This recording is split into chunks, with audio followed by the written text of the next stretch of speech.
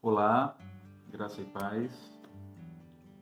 Eu desejo que Deus possa abençoar a sua vida, a vida da sua família e lhe fortalecer na graça e no conhecimento de Cristo Jesus.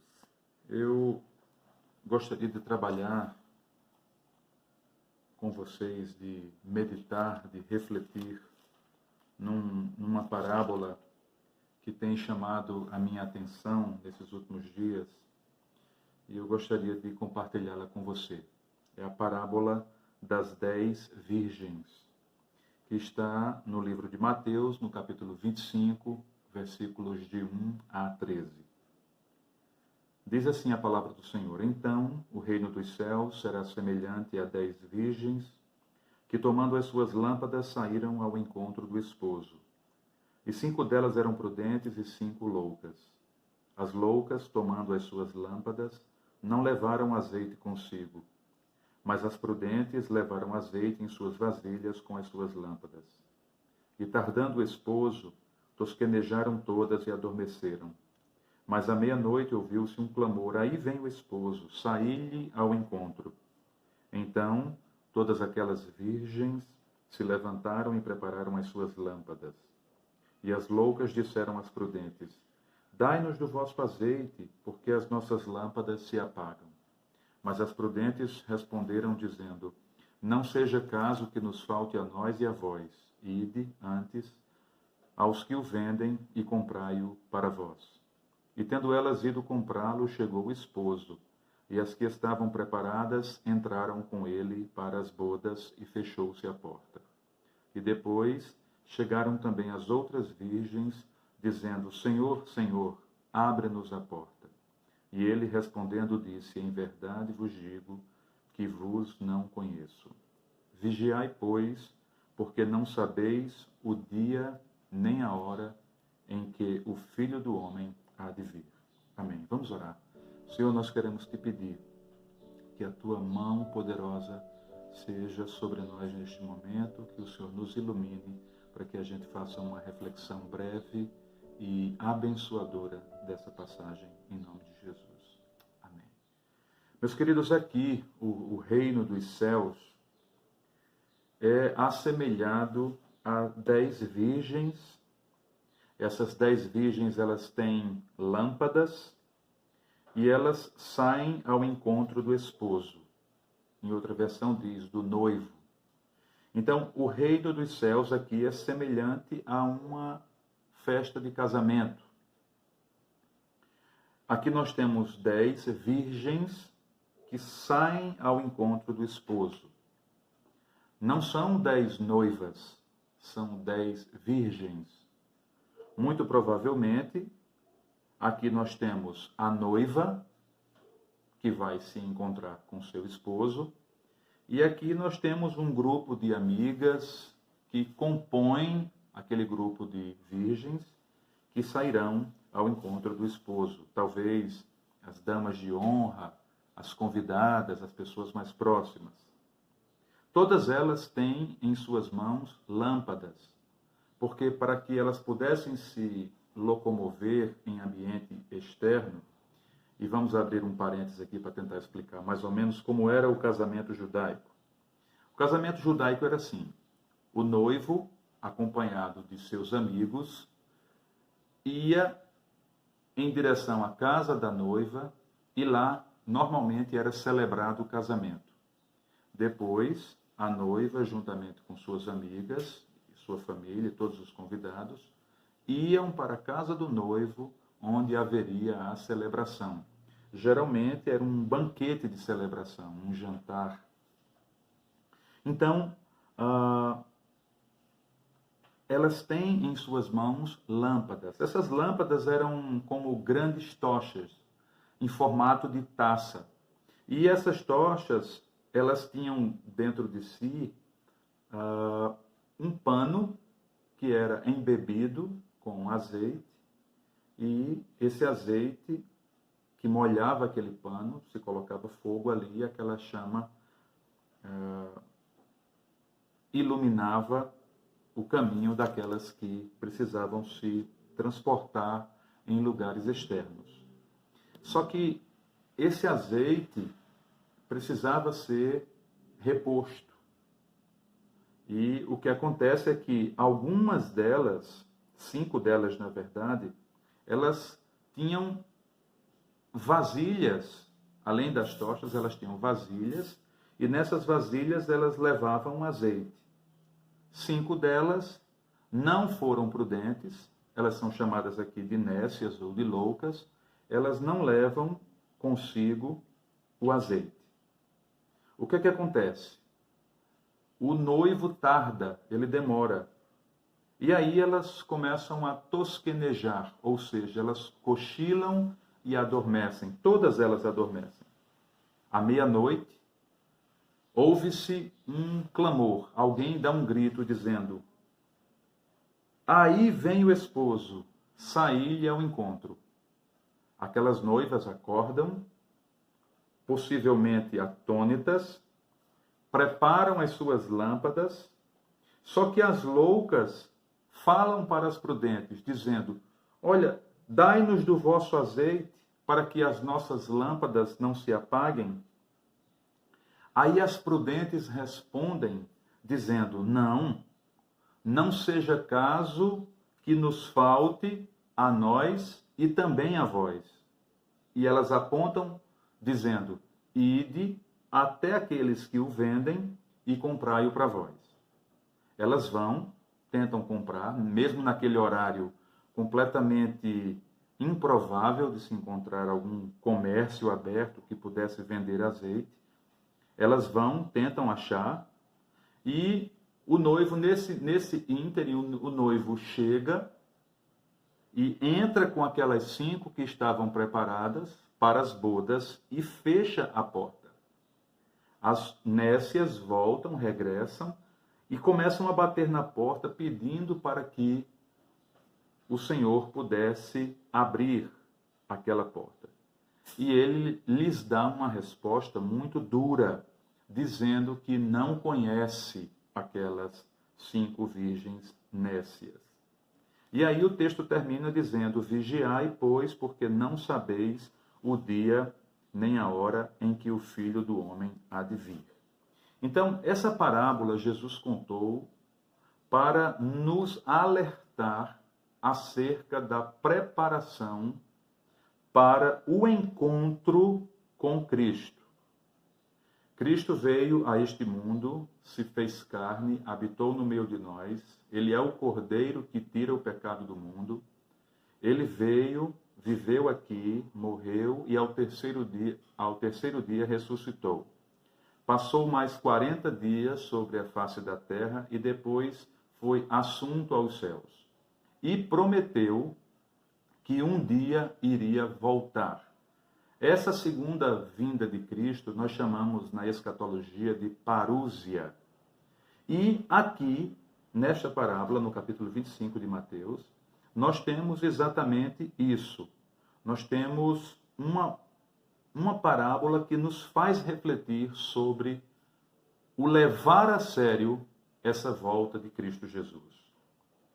Esse azeite, ele simboliza a graça, a presença, a unção do Espírito Santo nas nossas vidas. Veja que todas essas pessoas, essas virgens, elas estão todas dentro do mesmo grupo. Elas todas são chamadas de virgens, mas dentre elas existem aquelas que são prudentes e aquelas que são loucas. Talvez isso nos leve a pensar que dentro do mesmo corpo eclesiástico existe o joio e existe o trigo. Existem pessoas que até têm a religião, mas não têm Cristo no coração. Eles levam a Bíblia na mão ou debaixo do braço, mas a Bíblia não reina no coração e não é regra de fé e de prática.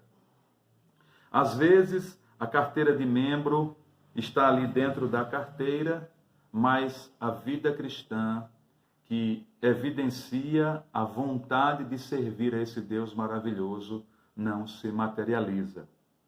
Portanto, meus queridos, fica para nós um grande alerta sobre a responsabilidade que nós temos de levar a sério o que Jesus disse. Eu vou preparar lugar para vós, mas eu voltarei para vos buscar. Jesus Cristo vai voltar para nos buscar. Veja, o noivo tarda na parábola, e todas cochilam, e todas pegam no sono. Todas elas. Mas quando o noivo chega, mesmo dormindo, elas estavam preparadas. Elas tinham nas suas mãos as tochas e tinham consigo o azeite. À meia-noite, isso muito provavelmente refere-se a um horário, a um momento, a uma volta que ninguém sabe. Jesus vai voltar e ninguém vai estar ali preparado, vai dizer assim, vai ser agora, vai ser nesse momento. Ninguém sabe quando vai ser, como vai ser, a que horas vai ser. Saber como vai ser, até que sim, porque a Bíblia nos fala que, da mesma forma que um relâmpago aparece no Oriente e se mostra no Ocidente, assim será a volta do Filho do Homem. A gente sabe que vai ser um momento muito glorioso, a Bíblia nos dá pistas maravilhosas para isso, mas nós não sabemos o dia nem a hora em que isso acontecerá. Portanto, a chamada para nós é que sejamos prudentes e não nécios. Os prudentes, eles tomam as suas lâmpadas, eles andam com a luz nas mãos. E a luz para nós é a palavra de Deus. Lâmpada para os meus pés é a tua palavra. Então, os prudentes, eles amam a palavra. E por que eles amam a palavra? Porque a palavra quem diz para nós. São as Escrituras Sagradas. É o livro santo. Quem diz para nós quem Deus é, como Deus quer que nós nos comportemos, quais são as coisas que nos esperam, é a palavra de Deus. Então, a palavra de Deus deve ser a luz para os nossos caminhos. Veja, ouve-se um clamor, aí vem o esposo, saí-lhe ao encontro. Será se eu e você estamos preparados para esse dia? Agora, quando nós pensamos em preparação, vale salientar que não tem a ver com nossos próprios méritos. Não é pelo meu esforço, não é pela minha dedicação, não é pela minha força que eu chegarei lá. Não é porque eu sou bonzinho, não é porque eu faço caridade, não é porque... Não. Tudo é graça, tudo é misericórdia e tudo se resume na nossa fé e na entrega total das nossas vidas nas mãos de Jesus Cristo, Senhor e Salvador do mundo. Não é pelo meu próprio mérito. Então, o que seria então estar preparado? Veja bem, o Espírito Santo, quando está dentro de nós, sempre vai existir luz. Então, o próprio Deus, ele trabalhando no nosso coração, vai nos estimulando à santidade, vai nos estimulando a crescer na graça e no conhecimento de Cristo Jesus.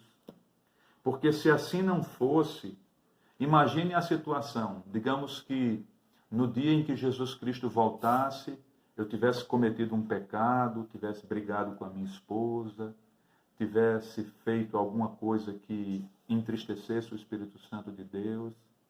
E aí a gente ia viver essa incerteza. Se ele voltar no dia que eu estou bem, ótimo. Se ele voltar no dia que eu pequei, e aí?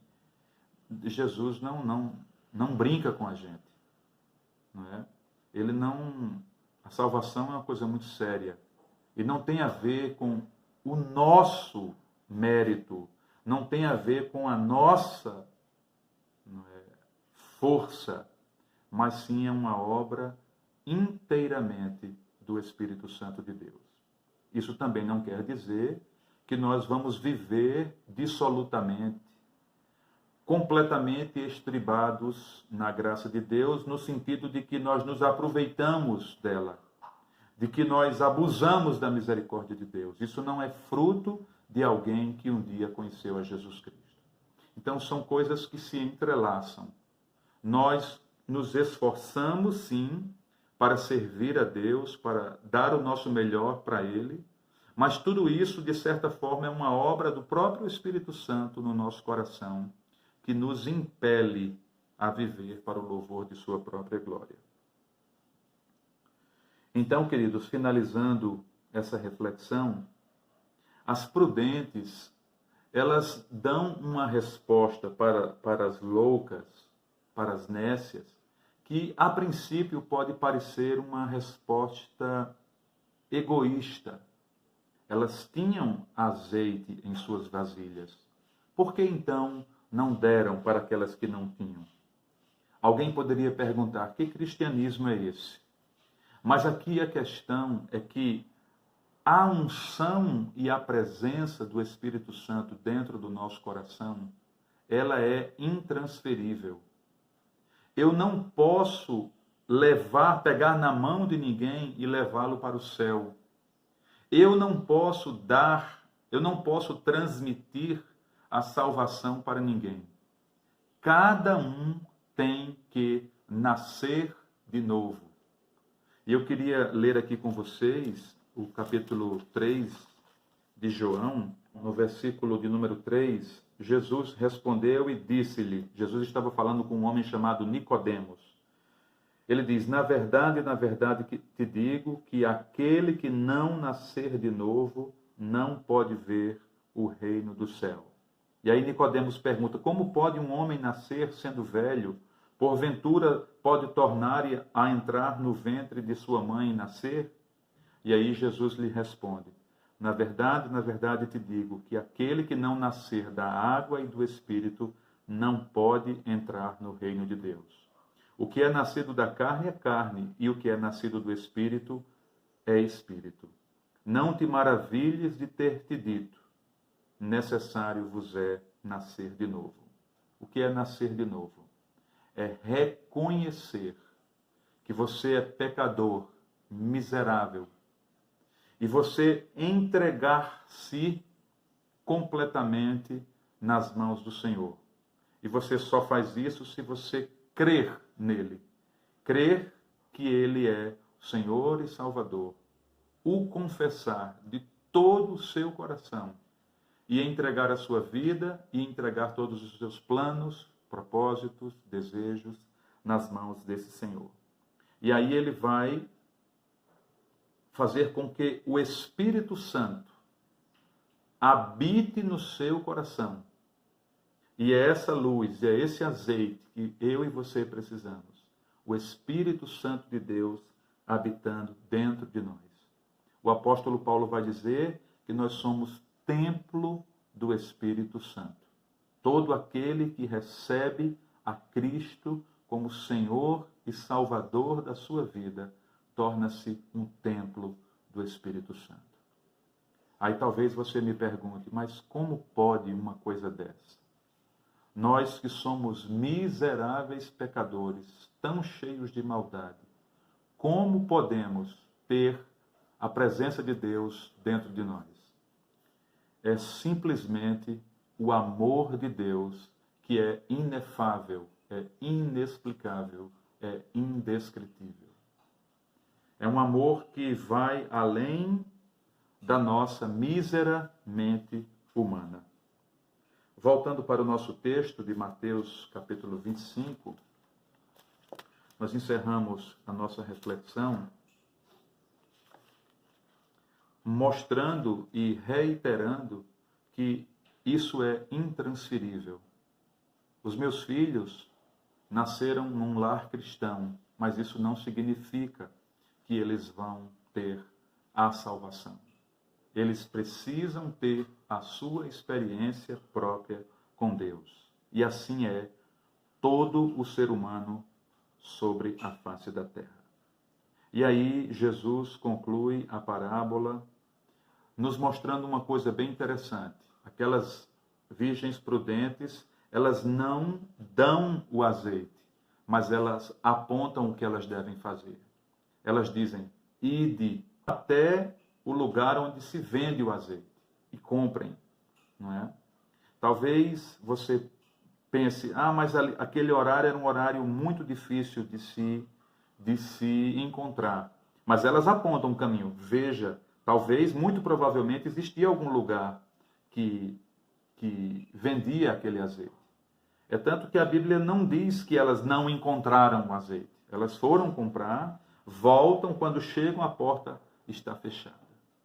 E aqui fica um fortíssimo recado para nós. A porta um dia vai se fechar. Do mesmo jeito que se fechou lá na época de Noé. As pessoas zombavam, as pessoas escarneciam, diziam, não, isso aí é brincadeira, é loucura de Noé.